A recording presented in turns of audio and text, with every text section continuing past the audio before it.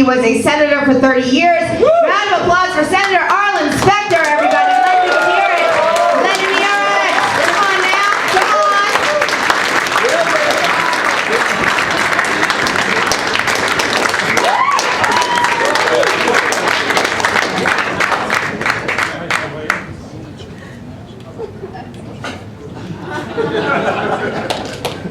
Don't drink any. Thank you, Leah. It's a great pleasure to be here at Caroline's, the apex of comedy.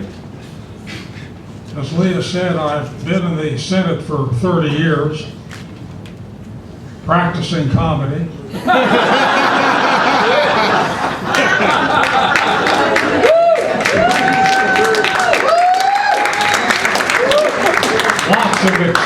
Lots of experience at comedy, but very little experience at stand-up. To get to the Senate, you have to pay $20 million for your seat. So when you pay $20 million for a seat, you like to sit down. Stand-up is not something we ordinarily do, but Will Rogers said years ago that when Congress tells a joke, it becomes a law, and when Congress passes a law, it usually turns out to be a joke. I want to tell you a few of the behind-the-scenes incidents. Called up Bill Clinton recently on his 65th birthday. Got to know Bill Clinton over the years, especially in the impeachment trial. I voted not guilty. Made me a friend of his for life. So I called Clinton and I said, Bill, happy birthday on 65 years, how do you feel? He said, Arlen, I feel like a teenager. Problem is I can't find one.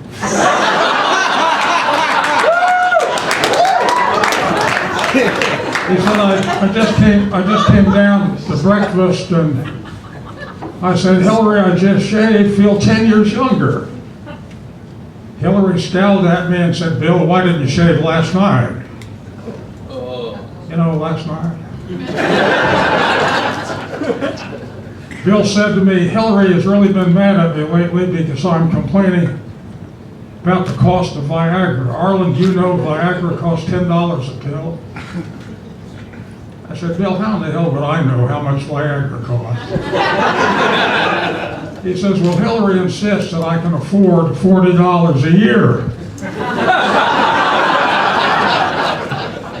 I said, Bill, you had open heart surgery recently. How do you feel? Are you still up to your old tricks? He said, listen, Arlen, I have sex almost every night.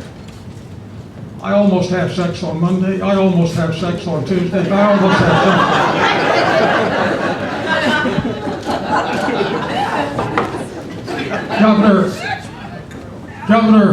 Governor Christie was very depressed last year during the hurricane season when his entire oceanfront complex was destroyed. Tom Klein's here, he has one, he knows what it's like, but Governor Christie didn't mind too much that the house was destroyed, it was insured. But what really troubled him was his entire library was destroyed. Both books. And he wasn't finished coloring one of them either.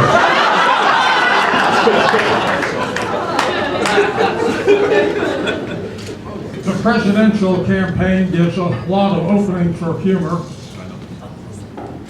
Herman Cain caused a lot of controversy.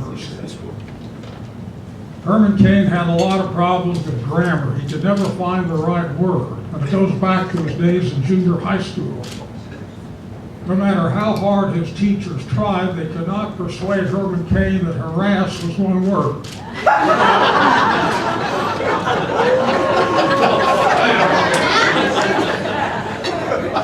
Got a lot of laughs down here.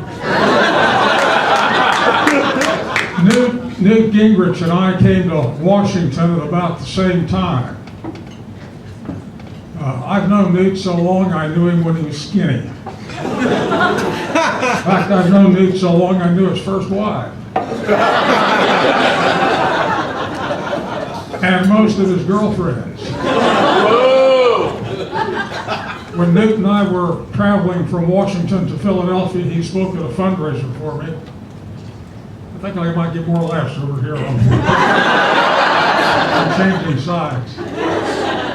This good-looking blonde just waving it forward. And the fella she's with just frowned. Anyhow, when Newt and I were in the train coming up, the steward came by and said, what'll you have to drink? And I said, I'll have a martini. Oh, I got one right here. And Newt said, I'll have scotch and soda. And the steward tapped the next fellow on the shoulder, said, what do you have, scotch, rye, or bourbon? The man turned around, he was a minister. He said, scotch, rye, or bourbon? I'd commit adultery first. Newt jumped up and said, I didn't know that was a choice.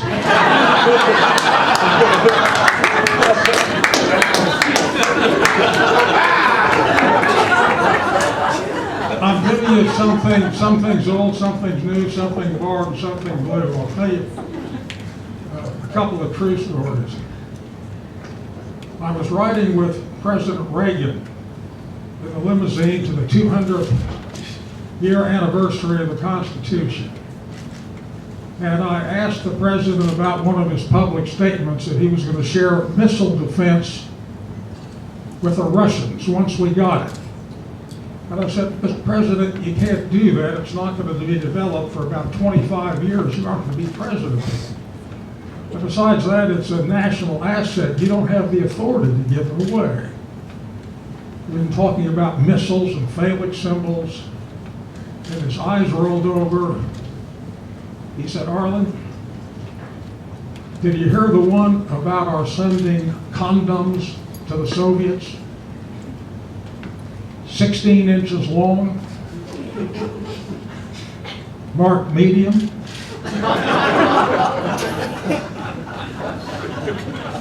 It's a true story. It's in my new book, Life Among the Cannibals. Out tomorrow. I was recovering a few years back from Hodgkin's, and the doctor told me to sit in a hot tub. It's very relaxing. So I was in the Senate gym, sitting in a hot tub. You ought to see the Senate gym. You ought to see the perks we have there. If the taxpayer saw the perks in the Senate gym, there'd be a revolution. And one of the perks is an enormous hot tub. And I was sitting in there. This is another true story. Pardon me. Enjoying the hot tub, and in comes my colleague, Teddy Kennedy, in his birthday suit. 285 pounds in the paint. And Teddy plops into the hot tub like a walrus. You know the story of rising tide lifts all the ships? Well, my head hit the ceiling. Another true story. I made a number of trips to Cuba to see Castro. And I got to know him fairly well, at least on a conversational basis. And I was one of the young lawyers on the commission investigating the assassination of President Kennedy. I developed the single bullet theory. That usually brings a lot of groans. And I said to Castro, Oswald, the assassin, was on the Fair Play for Cuba committee, and there was a lot of suspicion that you were involved. I said to him, President Castro, were you involved in the assassination of President Kennedy? And he said to me, I'm a Marxist, not a fool. And I thought to myself, well, what the hell, you could be both. In fact, if you're a Marxist, you probably are a fool. Well, I have one final comment to make. And before I make it, I think that's the signal that I've only got 20 minutes left. This story has been cleared by my wife, Joan. On the really tough ones, I go for expert advice. Joan is sitting somewhere out there. No, I think she got tired and left. Joan, where are you? Stand up. It's right there. There she is.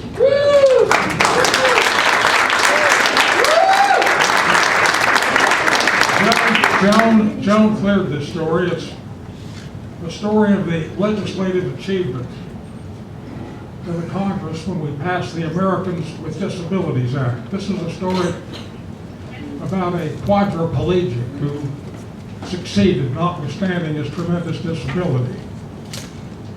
It appears that a woman advertised on the internet for a new boyfriend. The woman advertised that she'd had very bad luck with men.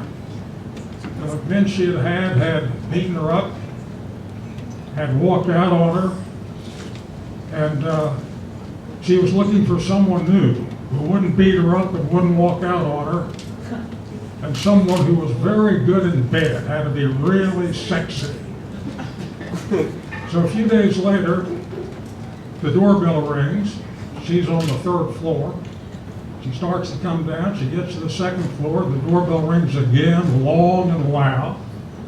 She's rushing to the door. Again, it rings long and loud. She opens the door, and she sees this fellow there. He's a quadriplegic. And she says, "What are you doing here?" He said, "Look, lady, I'm answering your ad." "You're answering my ad? What do you mean?" He said, "Look, lady, you complained that your boyfriend's beat you up. I got no arms. I can't beat you up. You complained that your boyfriend's ran out on you. I got no legs. I can't run out on you." She scowled and said, "Yeah, but you left out the most important point. The most important point was that the guy had to be sexy, really good in bed. I rang the doorbell, didn't I?"